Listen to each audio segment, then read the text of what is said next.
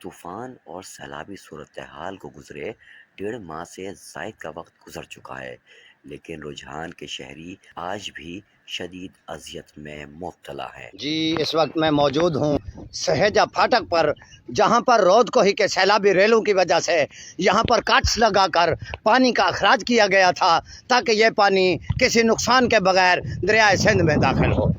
تو میں اس وقت ریلوے لائن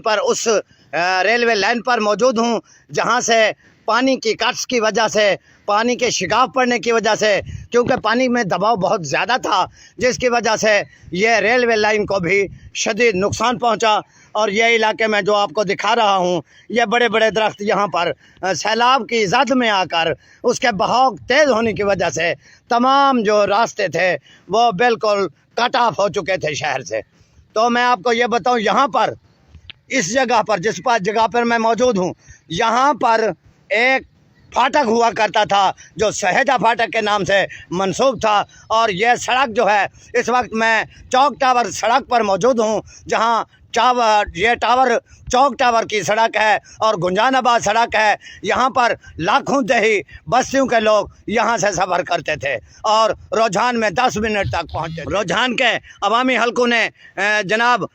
کمشنر صاحب اور جناب ڈپٹی کمشنر راجن پور اور جناب ایکسین ہائی وے سے ریکویسٹ کی ہے کہ مہربانی کر کے اس کاٹس کو جلد از جلد پر کیا جائے، کیونکہ یہاں پر چوک پر ناگہانی طور پر حادثات کی صورت میں یہاں سے زخمیوں کو لانے میں ایمبولینس تقریباً 10 منٹ لگاتی ہے۔ اور اس کے علاوہ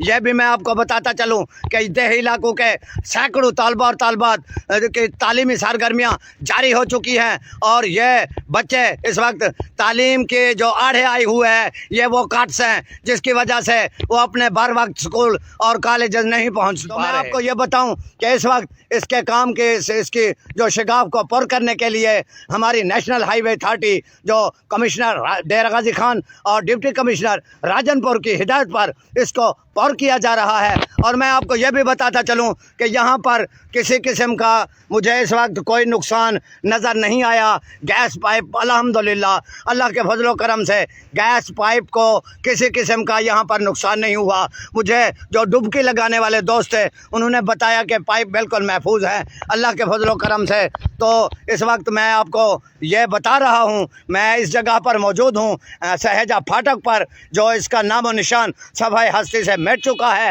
اور اس وقت یہ میں آپ کو دکھاؤں کہ یہاں پر نیشنل ہائی وے اتھارٹی